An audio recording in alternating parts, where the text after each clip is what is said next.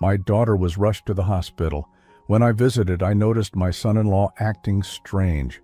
When he went to the bathroom, my 6-year-old grandson ran up to me and whispered, "Grandpa, you need to get Mom out of here now. She's pretending to be dead." Subscribe to the channel for more stories like this and comment the city you're watching from. My name is Barry, and I'm 62 years old.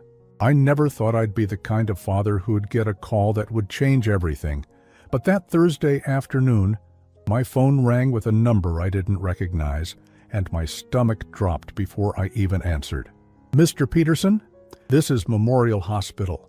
Your daughter Allison has been admitted. Her husband asked us to contact you." I don't remember what I said. I don't remember hanging up.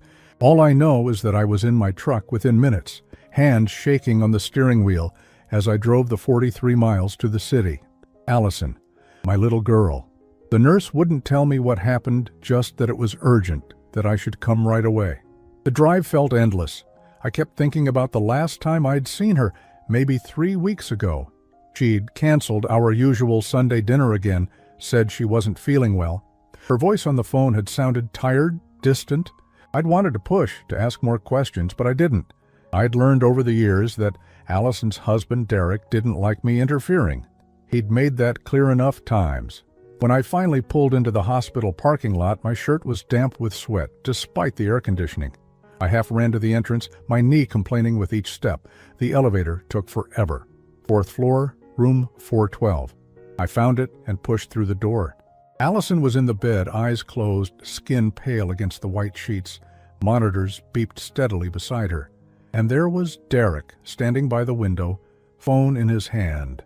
He looked up when I entered, and something about his expression made my chest tighten.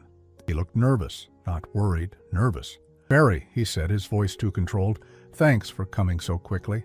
I moved to Allison's bedside, reaching for her hand. It was cool, limp. What happened? What's wrong with her? Derek stepped closer, positioning himself between me and the bed. "The doctors are still running tests. She collapsed at home this morning. They think it might be her heart, or maybe something neurological. They're not sure yet." I stared at him. Derek was 38, fit, always dressed like he was about to close a business deal, even on weekends. Right now, his jaw was tight, his eyes darting to the door every few seconds. "Her heart?" I repeated. "Allison's never had heart problems." "Well, apparently there's a first time for everything," Derek said, and there was an edge to his voice that I'd heard before. The edge that meant I was asking too many questions. I wanted to push back, but the doctor walked in, a young woman with tired eyes and a clipboard. She glanced at Derek, then at me. "Are you family?" "I'm her father," I said quickly. She nodded. "We're monitoring her closely. Her vitals are stable now, but we're running a full cardiac workup and some neurological tests. Has she been under any unusual stress lately?" I opened my mouth, but Derek spoke first.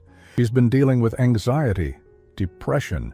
I've been worried about her for months. This might be related to that." I turned to look at him. Anxiety? Depression?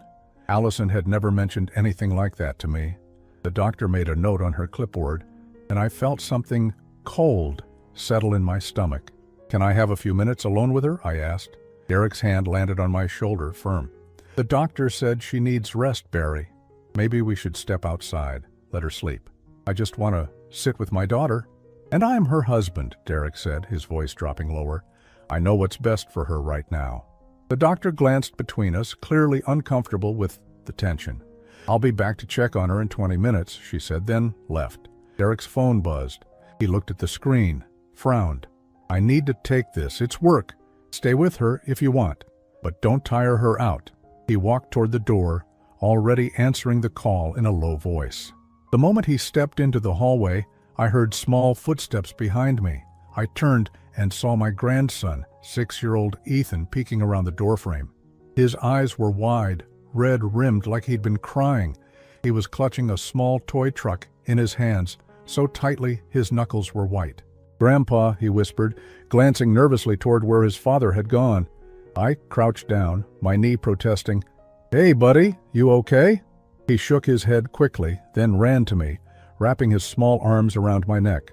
I held him, feeling him tremble. "What's wrong, Ethan?" He pulled back, looked at the door again, then leaned close to my ear. His breath was warm, his voice barely audible. "Grandpa, you need to get Mommy out of here right now. She's pretending to be dead." My blood went cold. "What?" "She's pretending," he whispered urgently, tears spilling down his cheeks. "Daddy told her to stay still and not talk, and if she does, something bad will happen. Grandpa, please, you have to—" "Ethan!" Derek's voice cut through the room like a whip.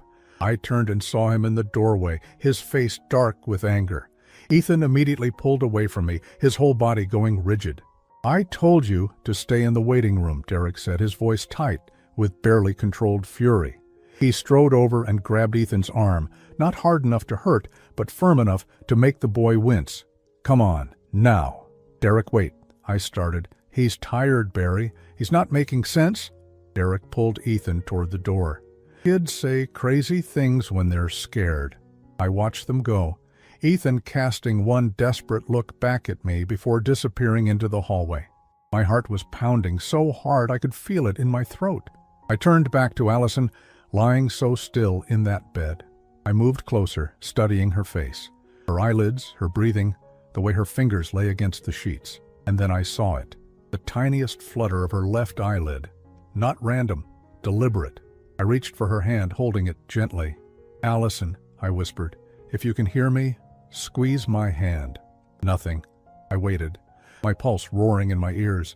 Then, so faint I almost missed it, I felt it. 3 small squeezes, the code we'd had when she was little. 3 squeezes meant I need help. My vision blurred with tears. My daughter was awake. She was aware. And she was terrified. What the hell had Derek done to her? I couldn't leave that hospital room. Not after feeling those 3 squeezes. Not after what Ethan had whispered to me. Derek returned about 10 minutes later, his expression carefully neutral, but I could see the calculation in his eyes. He was watching me, measuring my reactions. "Barry, you should go home and get some rest," he said, his voice taking on that concerned son-in-law tone that had fooled me for years. "I'll call you if anything changes." I looked at him, really looked at him, and wondered how I'd missed it, how I'd missed everything. "I'm staying," I said.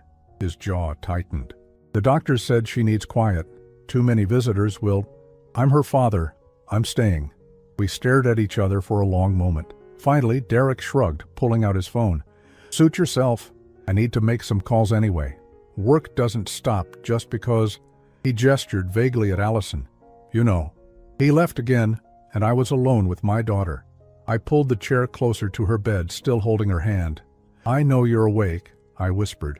"I know you're scared, but I'm going to get you out of this, I promise." Another squeeze, weaker this time, like she was exhausted. I sat there for hours, my mind racing back through the years, trying to piece together when everything had gone wrong. Allison had met Derek 9 years ago. He'd seemed perfect, successful, attentive, good with Ethan when he was born, but looking back now I could see the cracks I'd ignored. It started small. Allison missing family dinners, then missing holidays, always with an excuse. She wasn't feeling well. Ethan was sick. Derek had an important work event. At first, I'd believed it. Then I'd gotten frustrated with her, thinking she was choosing her new family over me. I'd said things I regretted. "If you don't want to see your old man anymore, just say so," she'd cried on the phone. "Dad, it's not like that. Things are complicated right now." But I'd been hurt. I'd pulled back, given her space. And now I understood that space was exactly what Derek had wanted. He'd been isolating her slowly and methodically, and I'd helped him do it without even realizing it. I remembered the last time I'd actually had a real conversation with Allison. It was about 6 months ago.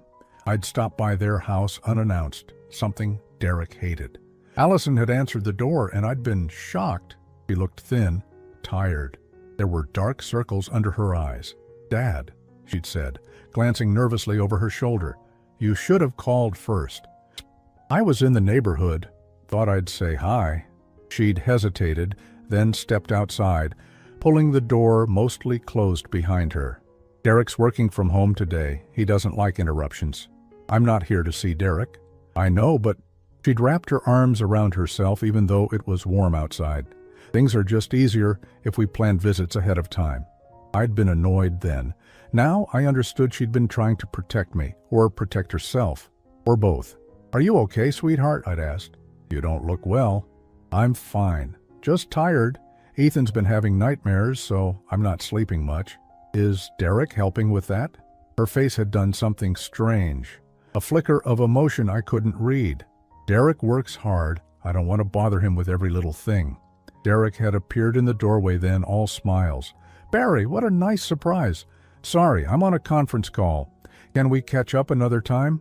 It hadn't been a question. It had been a dismissal. Allison had kissed my cheek quickly. "I'll call you this weekend, okay?" She hadn't called. And when I'd called her, she'd been distant, distracted. I'd thought she was just busy. I'd thought I was being a clingy father who needed to let his adult daughter live her life. Now, sitting in this hospital room, I realized I'd abandoned her. I'd left her alone with a man who was doing something to her, something terrible enough that she felt she had to play dead in a hospital bed. The door opened and a nurse came in to check Allison's vitals. She was older, maybe in her 50s, with kind eyes and efficient movements. She glanced at me, then at Allison, and frowned slightly. "How long have you been here?" she asked me. "A few hours." She adjusted one of the monitors, her brow furrowed. "Has she woken up at all?" "No," I said, the lie tasting bitter in my mouth. But I didn't know who to trust yet. The nurse made a notation on her chart, then looked at me directly. "Are you her father?" "Yes." She hesitated, glancing at the door. Then she lowered her voice. "Has your daughter been hospitalized before, in the last year or two?" My heart started racing. "Not that I know of. Why?" Her chart shows 2 previous admissions, both times released into her husband's care. She paused.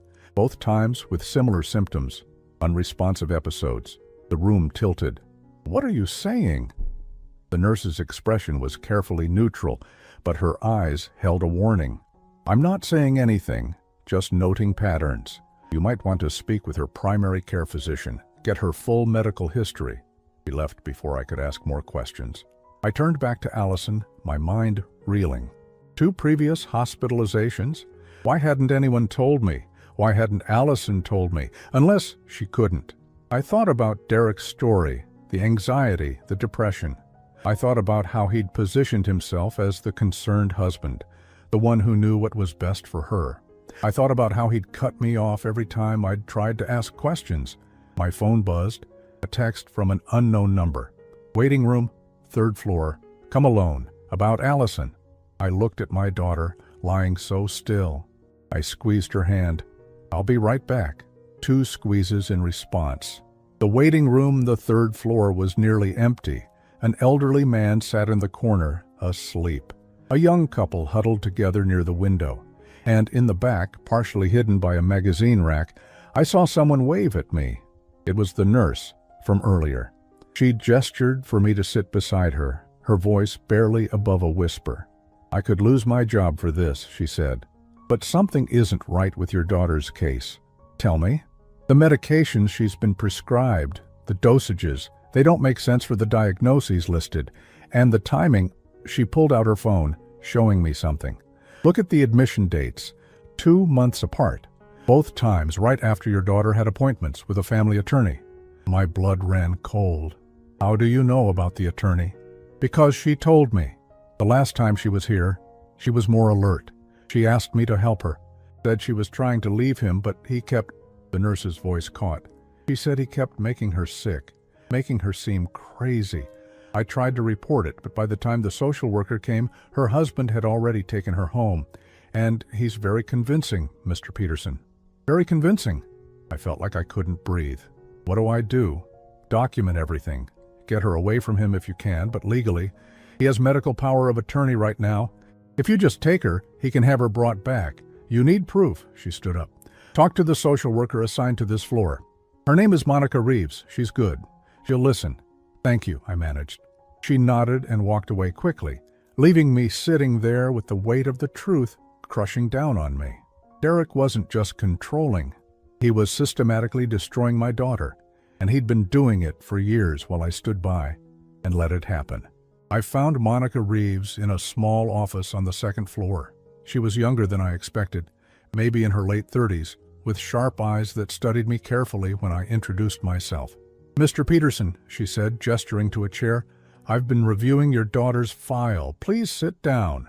I sat, my hands gripping the armrests. "The nurse on the 4th floor said I should talk to you." Monica's expression didn't change, but something flickered in her eyes. Recognition, maybe. "Well, what did she tell you?" "That this isn't the first time Allison's been hospitalized. That the medications don't add up. That my daughter tried to leave her husband and suddenly started getting sick." Monica was quiet for a moment. Then she closed the door to her office and returned to her desk. "Mr. Peterson, I need to be very careful about what I say here. Patient confidentiality, hospital protocols, there are rules I have to follow. My daughter is lying in a hospital bed pretending to be unconscious because she's terrified of her husband," I said, my voice breaking. "I don't care about rules right now." She studied me, then opened a file on her desk. "I've been a social worker for 14 years. I've seen a lot of things. And what I'm seeing in your daughter's case," she paused, "it follows a pattern, a very specific pattern of coercive control and medical abuse." The words hit me like a physical blow. Medical abuse? It's when someone uses medical treatment or the medical system to control another person, making them believe they're sick when they're not, administering medications that cause symptoms, convincing doctors and family members that the victim is mentally unstable. Monica leaned forward. "In your daughter's case, someone has been very carefully building a narrative over years. A narrative that she's mentally ill, unstable, incapable of making her own decisions." "Derek," I said, "I can't make accusations without proof. But I can tell you that the pattern is there. The hospitalizations always happen at strategic times. Right after she seeks legal help, right after she shows signs of independence, and each time her husband is the one who brings her in, the one who speaks for her, the one who takes her home." I felt sick. "How do we stop him?" Monica pulled out another document. "This is complicated, Mr. Peterson. Right now, your son-in-law has temporary medical power of attorney granted during her previous hospitalization when she was deemed unable to make decisions for herself. That means legally, he controls her medical care.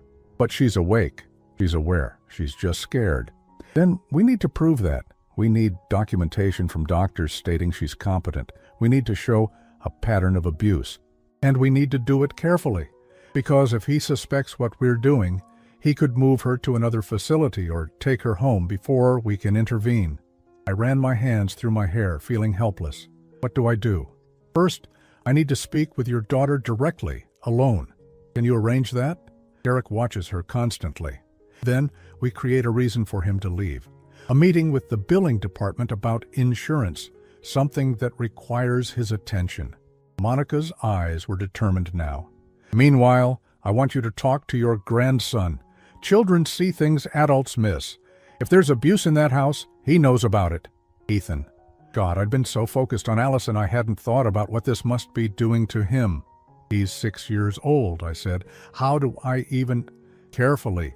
Let him know he's safe. Let him tell you in his own words, in his own time. Don't lead him. Don't put words in his mouth. Just listen." She handed me a card. "This is a child psychologist who specializes in these situations. If your grandson discloses abuse, we need it properly documented." I took the card, my hands shaking. "How long have you known?" "About Allison?" Monica's expression softened. "I suspected during her last admission, but her husband is very good at what he does. He's charming, articulate. He presents as the devoted husband caring for his unstable wife. By the time I got involved, he'd already convinced most of the staff that she was the problem." She paused. "I'm sorry I couldn't do more then." "You're helping now," I said. "That's what matters." I left her office with a plan, but I felt like I was walking through fog. Everything I thought I knew about my daughter's life had been a lie.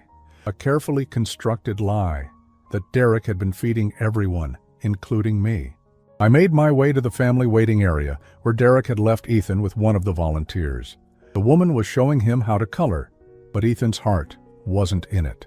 He looked up when I entered, and his whole face changed. "Grandpa," he said, jumping up. "Hey, buddy, want to take a walk with me? Get some fresh air?" Ethan glanced toward the hallway, toward where his father might appear. "I'm supposed to stay here." I'll make sure it's okay with your dad. Come on. I signed him out with the volunteer and led him to a small courtyard outside the hospital.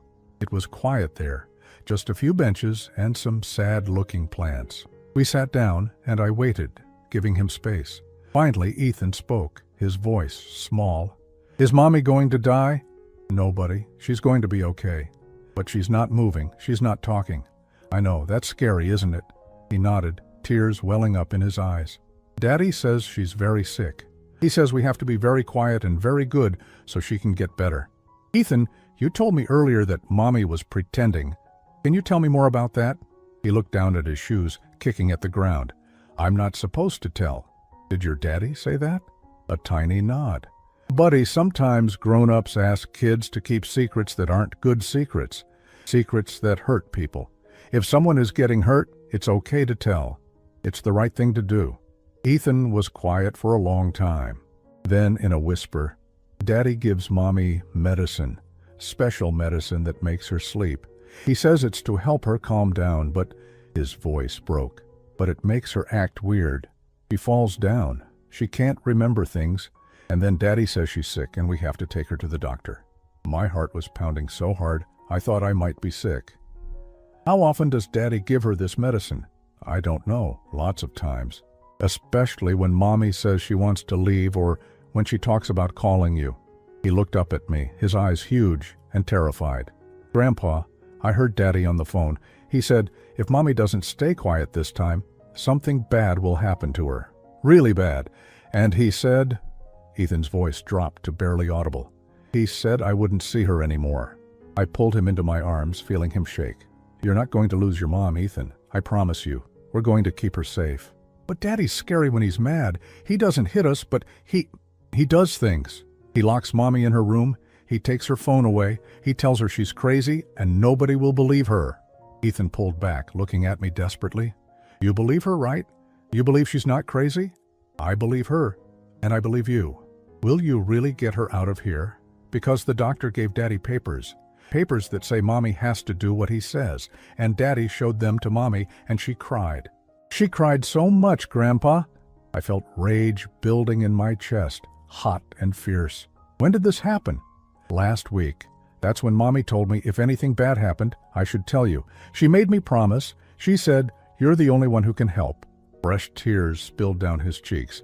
I tried to be brave. I tried to wait for the right time, but I got scared. You did exactly right, Ethan. You're so brave. Your mom would be so proud of you. We sat there for a while longer, and Ethan told me more.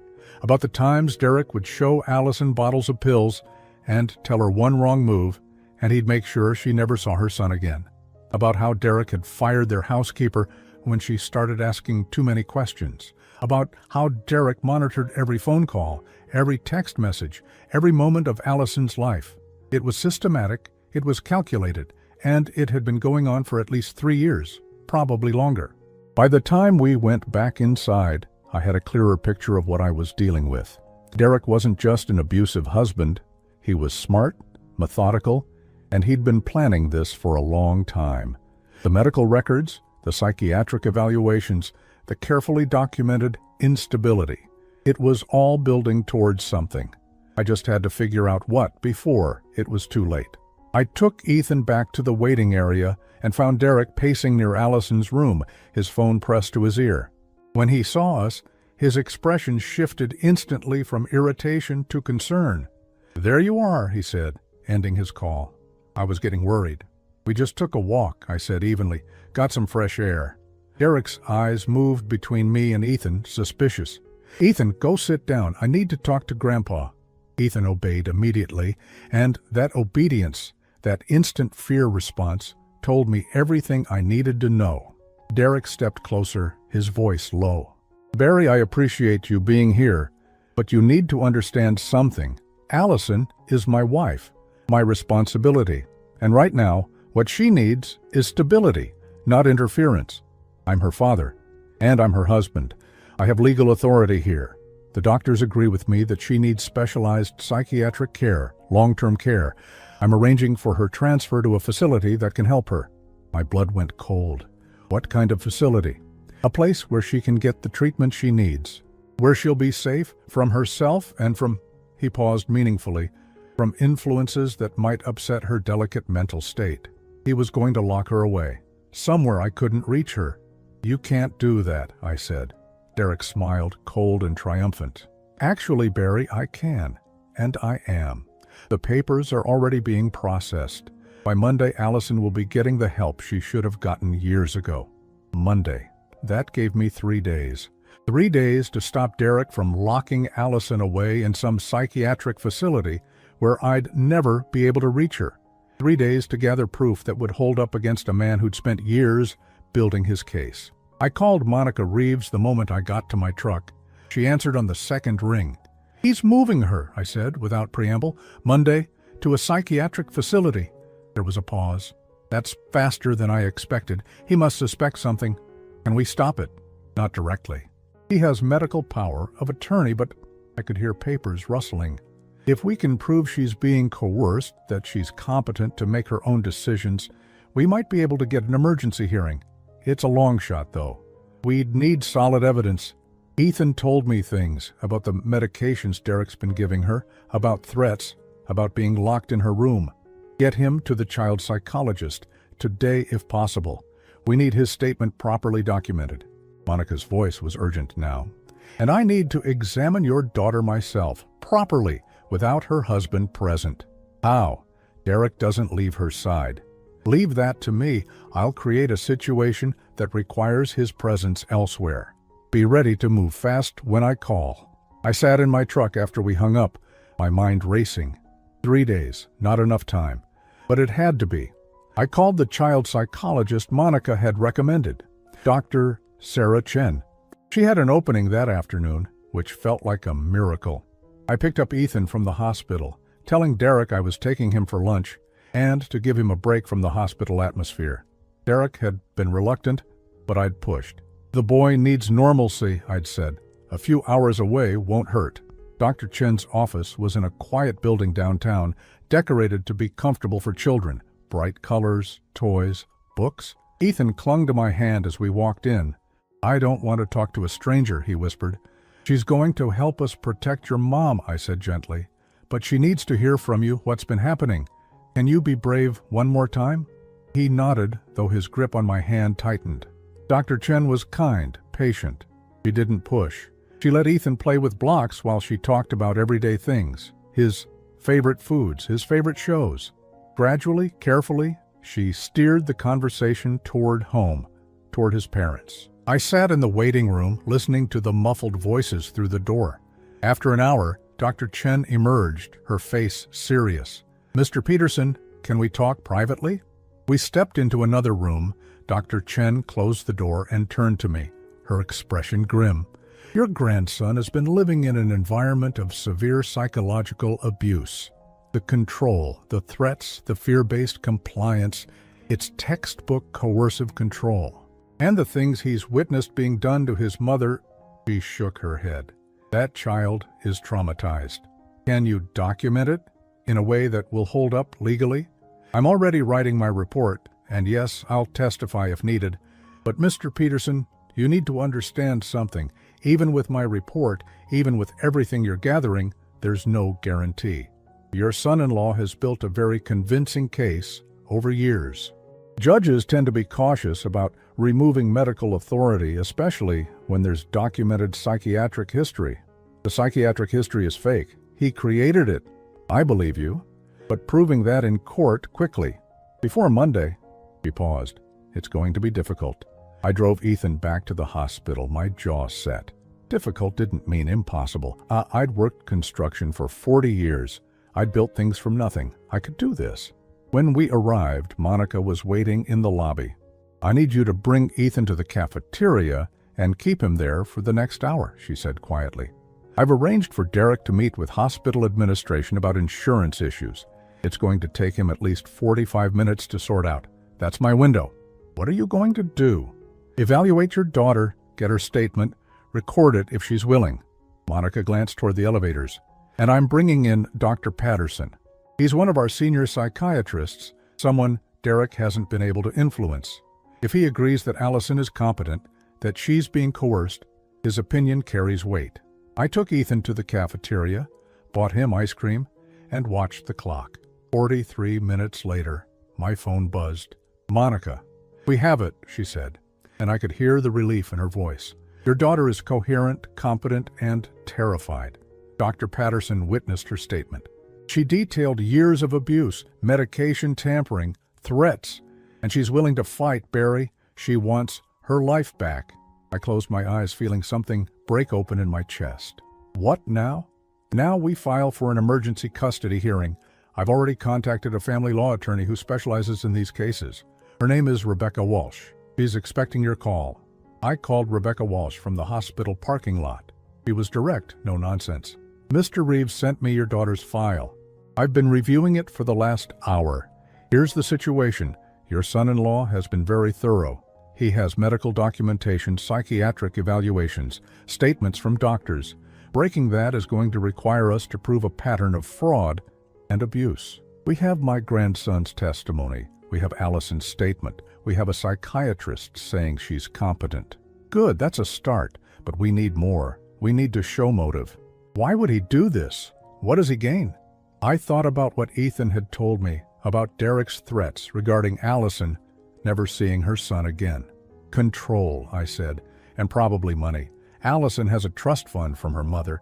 It's supposed to be untouchable, but if she's declared mentally incompetent, her spouse could potentially gain control of it. Rebecca's voice sharpened. "How much are we talking about?" "About $400,000.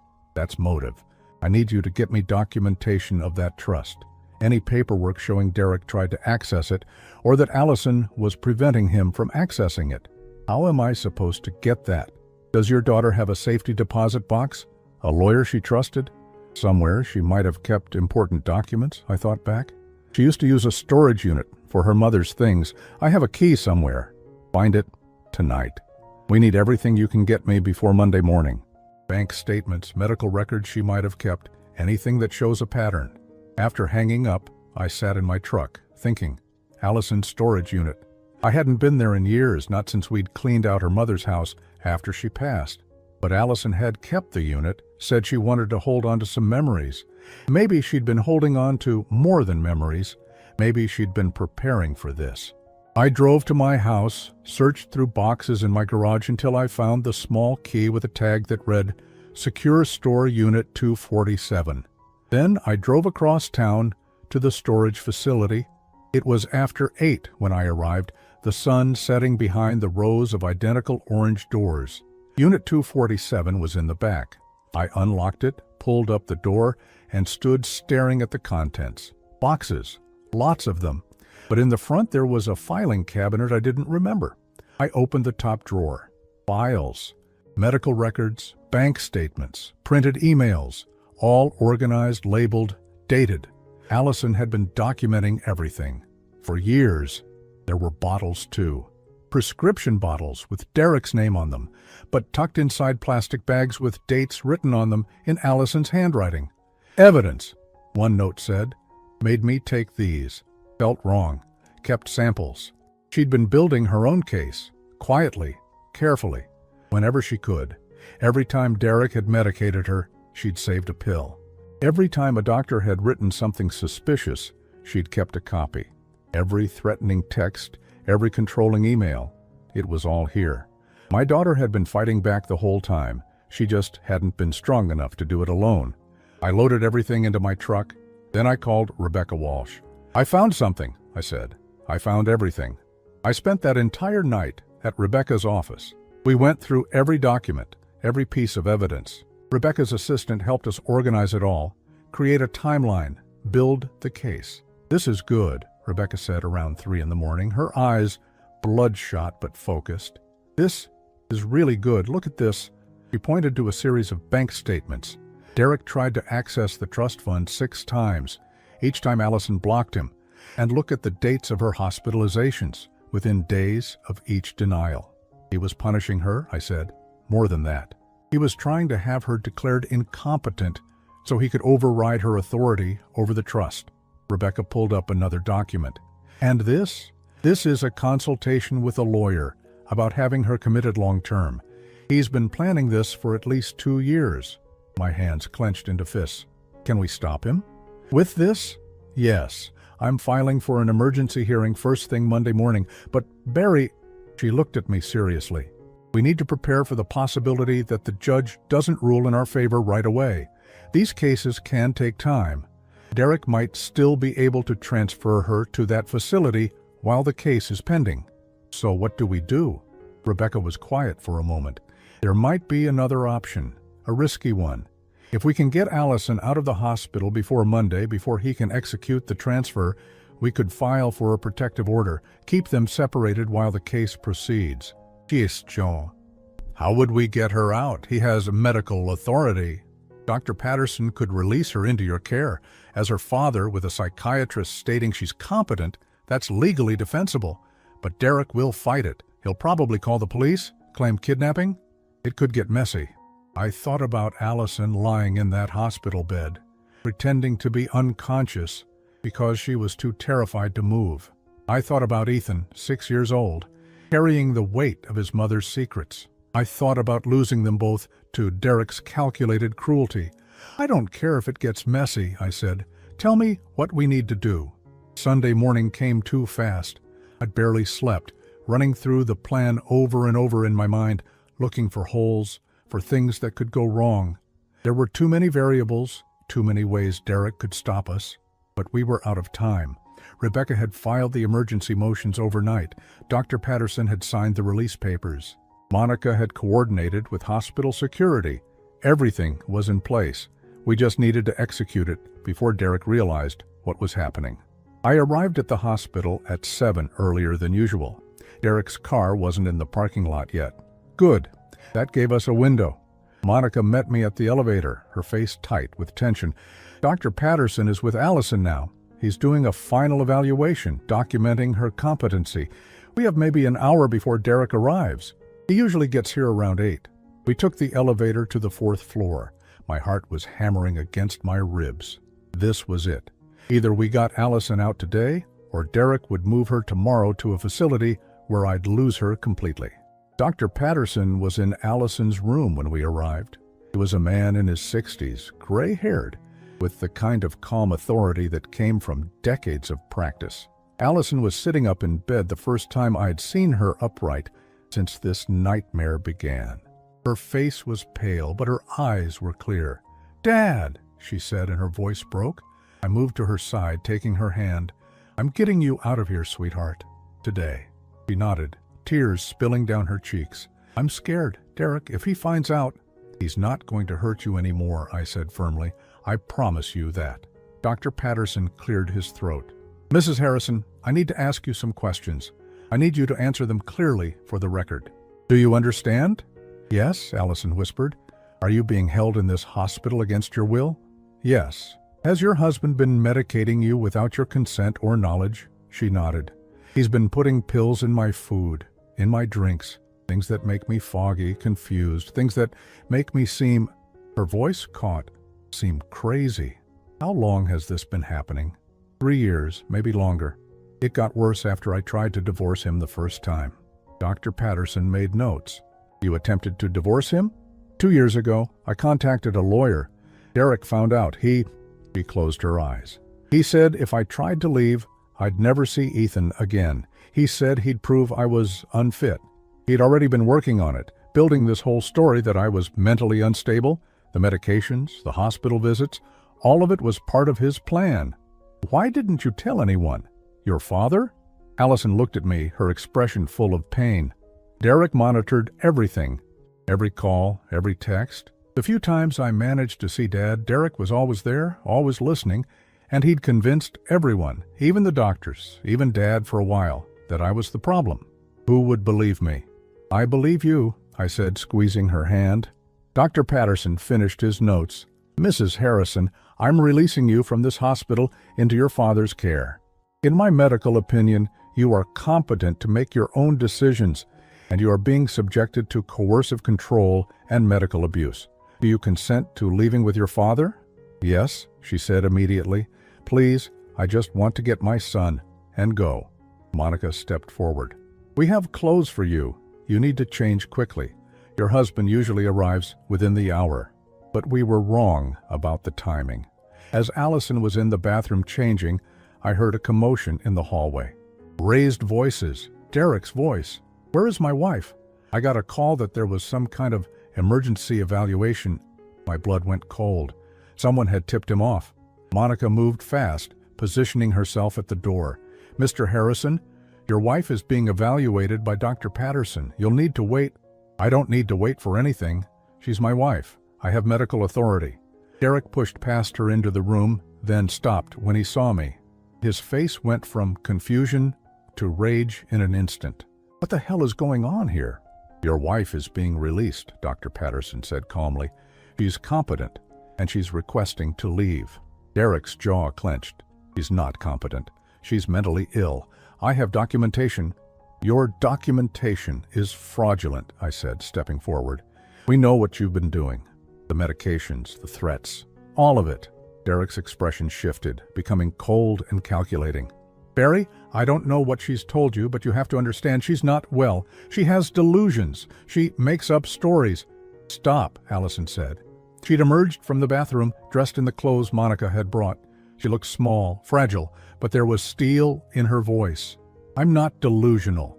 I'm not mentally ill. You've been drugging me. You've been threatening me. You've been trying to steal my mother's trust fund by having me declared incompetent." Her voice grew stronger with each word. "I have proof. I've been documenting everything for 2 years. Every pill you forced me to take, every threat, every time you locked me in my room, every time you told me I was crazy, I have all of it." Derek's mask slipped. For a moment I saw real panic in his eyes. Then he recovered, his voice turning smooth, reasonable. "Allison, honey, you're confused. The medications you gave me without my knowledge. The ones that weren't prescribed by any doctor. The ones you got using your friend's medical license." He turned to Dr. Patterson. "He has a friend who's a physician. He's been getting prescription sedatives through him. I found the texts. I saved them." Derek's face hardened. "You can't prove any of this." "Actually, she can," Rebecca Walsh said, stepping into the room. I hadn't heard her arrive. "I'm Mrs. Harrison's attorney. We have extensive documentation of your abuse. And as of this morning, there's an emergency protective order preventing you from coming within 500 feet of your wife." Derek stared at her, then at me, then at Allison. "You can't do this. I have rights. I have legal custody."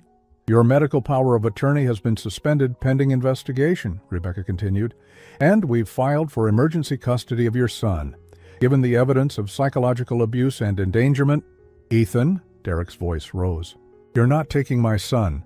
He's not your possession," Allison said quietly. "And he's terrified of you. He's been living in fear, watching you hurt me, being forced to keep your secrets. That ends today." Derek took a step toward her, and I moved between them instantly. "Don't," I said, my voice low and dangerous. "Don't even think about it." Hospital security appeared in the doorway, summoned by Monica. Derek looked around, trapped, his carefully constructed world collapsing around him. "This isn't over," he said, his voice shaking with rage. "You think you can just destroy me? Destroy everything I've built? I'll fight this. I'll fight all of you." "You do that," Rebecca said coolly. "We'll see you in court." Security escorted Derek from the room. I could hear him shouting threats all the way down the hallway. When the sound finally faded, Allison collapsed against me, sobbing. "It's okay," I whispered, holding her. "You're safe now. You're safe." Quite, but even as I said it, I knew it wasn't quite over. Derek wouldn't give up easily. Men like him never did. We got Allison out of the hospital through a side entrance, avoiding the main lobby where Derek might be waiting. Rebecca had arranged for a car to take us directly to my house. Monica and Dr. Patterson would handle the remaining paperwork and submit their reports to the court. On the drive, Allison stared out the window, her hand gripping mine. "Ethan," she said suddenly. "We have to get Ethan. Derek will use him. He'll—" "The court issued an emergency order," Rebecca said from the front seat. "Child Protective Services is picking him up from Derek's mother's house right now. She's had him since yesterday. They'll bring him to your father's house within the hour." Allison exhaled shakily. His mother. She never believed me either. She always said I was too sensitive, that Derek was just trying to help me. "A lot of people didn't believe you," I said quietly. "I didn't believe you. Not at first. I'm sorry for that, sweetheart. I'm so sorry." She leaned her head against my shoulder. You believe me now, that's what matters. When we arrived at my house, Allison walked through it like she was seeing it for the first time. She touched the walls, the furniture, as if grounding herself in something real. I haven't been here in so long, she said. Derek always had a reason why we couldn't visit, always some excuse. You're here now, I said, and you can stay as long as you need to. True to Rebecca's word, a social worker arrived an hour later with Ethan. The moment he saw Allison, he ran to her, wrapping his arms around her waist. Mommy, he sobbed, you're okay. You're really okay. I'm okay, baby, she whispered, kneeling down to hold him. We're both okay now. The social worker spoke quietly with Rebecca and me, while Allison and Ethan held each other. The preliminary hearing is scheduled for Tuesday. The judge will review the evidence and determine temporary custody. Mr. Harrison has already retained a lawyer. This is going to be a fight. Let it be a fight, I said. We're not backing down. That night, I made dinner for the three of us. Nothing fancy, just spaghetti and salad. But watching Allison and Ethan at my kitchen table, talking quietly, occasionally laughing, it felt like a miracle. Later, after Ethan was asleep in the guest room, Allison and I sat on the porch. The night was cool, full of cricket sounds and the distant hum of traffic. I thought I was going to die in that hospital, she said softly. Or worse, that Derek would succeed in locking me away somewhere, that I'd lose my mind for real, that I'd never see Ethan again. But you didn't. You fought. You documented everything. You protected yourself even when you couldn't escape. He was quiet for a moment. I almost gave up so many times. There were nights when I thought it would be easier to just let him win, to stop fighting. He turned to look at me. But then I'd think about Ethan, about you, about Mom, and I couldn't let Derek take everything from me. Your mother would be so proud of you, I said, my voice thick with emotion. I hope so. She smiled sadly. I used to wonder what she'd think, if she'd believe me, if she'd think I was weak for staying so long. You're not weak. You survived. That takes more strength than most people have. We sat in silence for a while, both of us knowing that the hardest part was still ahead. The court battle, the public scrutiny, the process of rebuilding a life that had been systematically destroyed. But for tonight, we were safe, and that was enough. The court hearing on Tuesday was everything I expected and worse.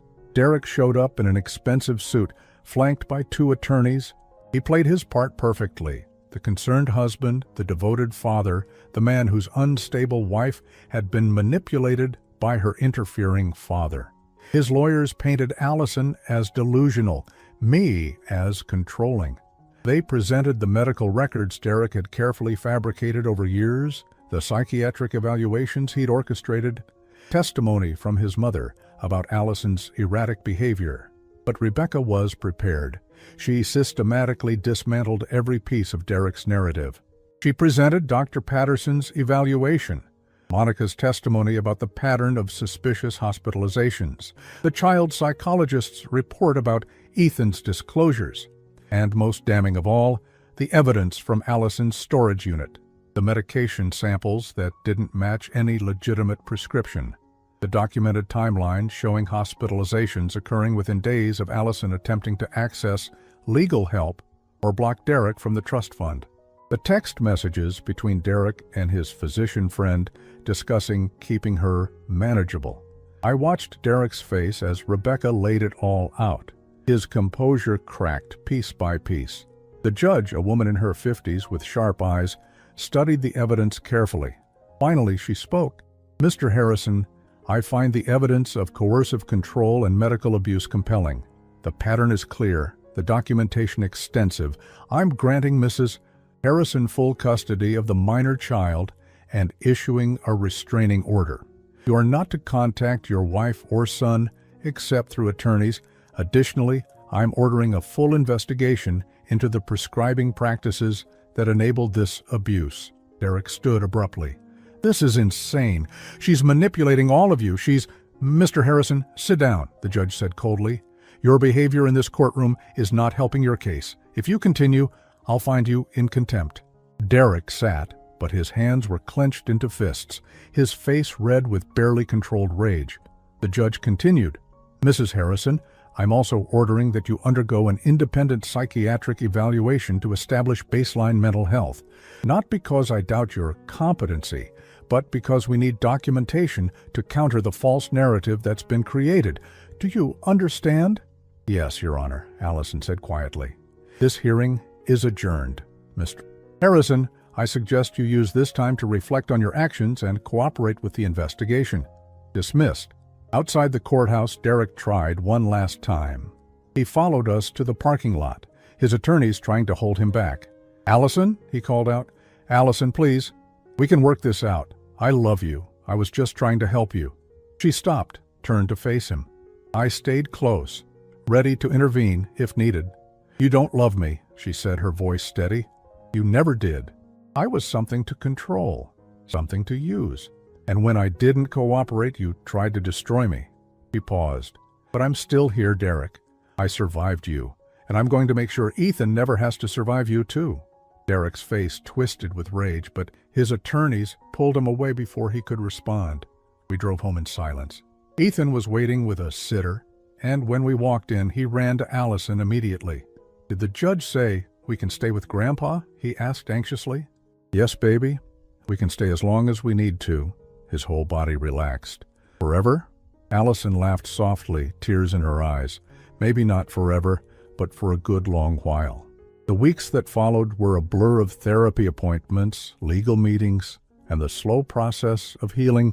Allison underwent the psychiatric evaluation the judge had ordered. The results confirmed what we all knew. She had PTSD from years of abuse, but she was not, and had never been mentally ill in the way Derek had claimed. The investigation into Derek's physician friend led to serious consequences. The friend lost his medical license. Derek faced charges of prescription fraud and assault. His carefully constructed reputation crumbled. But the most satisfying moment came 3 months later. I was in the kitchen making lunch when Allison came in, a letter in her hand. Her face was unreadable. What is it? I asked. The trust fund. Derek tried one last time to claim he had rights to it. His lawyers argued that as her husband, he was entitled to half. She looked up at me, and for the first time in months, I saw something like joy in her eyes. The court rejected it. Every penny stays with me. He gets nothing. I pulled her into a hug. That's your mother's legacy. She'd want you to have it, to use it to build a life for you and Ethan. I know what I want to do with some of it, she said, pulling back.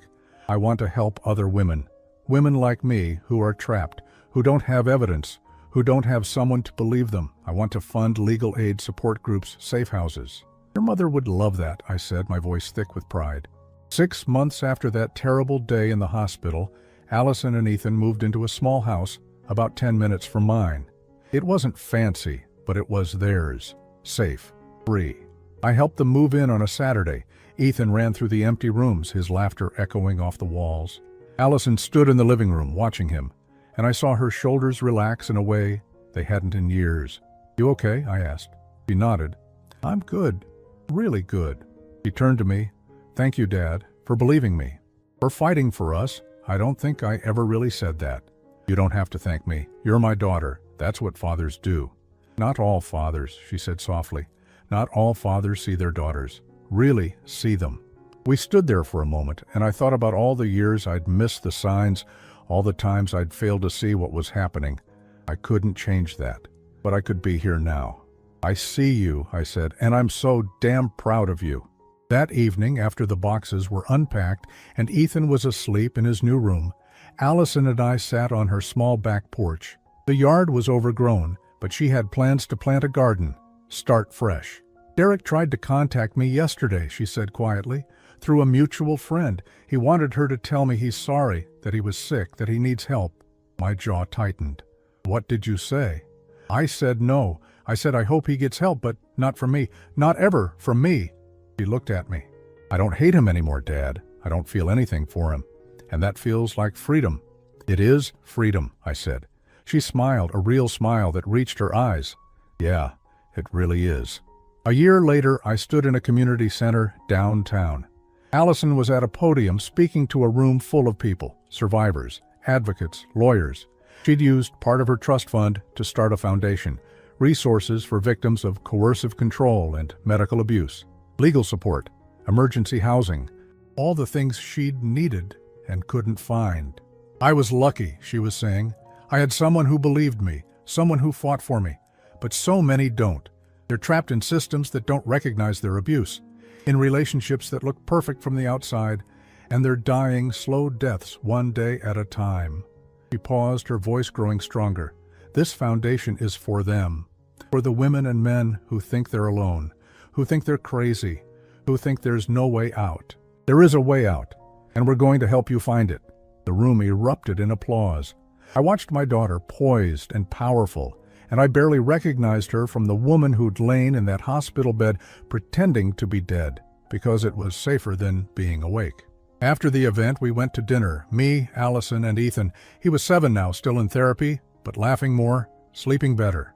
He'd started calling my house the safe house, and every time he said it, my heart broke and healed at the same time. "Grandpa, can I stay at your house this weekend?" he asked over pasta. "Mom has that big meeting on Saturday." "Of course, buddy. We'll go fishing if you want." "Yes," he pumped his fist, and Allison laughed. I looked at them, my daughter and grandson, and I thought about how close I'd come to losing them, how Derek's plan had almost worked, how Allison had almost disappeared into some facility, lost forever. But she hadn't. She'd fought, and when she couldn't fight anymore, she'd asked for help. That took courage I couldn't fully comprehend. Later, after I dropped them at Allison's house and drove home alone, I sat in my driveway for a long time. The house was dark, empty. I'd lived alone for years since my wife passed, but it had never bothered me. Tonight, though, I felt the weight of everything that had happened, everything that could have happened. My phone buzzed, a text from Allison. "Thank you for today. Thank you for every day. I love you, Dad," I typed back, my fingers clumsy on the small keyboard. "Love you too, sweetheart. Always." I sat there in the darkness, thinking about the code we'd had when she was little. 3 squeezes. I need help. She'd used it that day in the hospital, a lifeline thrown across years and pain and fear. And I'd caught it. Sometimes that's all we can do, catch the lifeline when it's thrown. Hold on, pull our loved ones back from the edge. I got out of the truck and walked into my house. Tomorrow, Ethan would be here for the weekend. Allison would be at her meeting, building something beautiful from something terrible. And Derek was somewhere else, no longer part of our story. Not the villain, not the victim, just gone. The silence in my house wasn't heavy anymore. It was peaceful. I'd spent years not seeing what was right in front of me, missing the signs, failing my daughter. But in the end, when it mattered most, I'd seen her. I'd believed her. I'd fought for her. And she was free. We both were.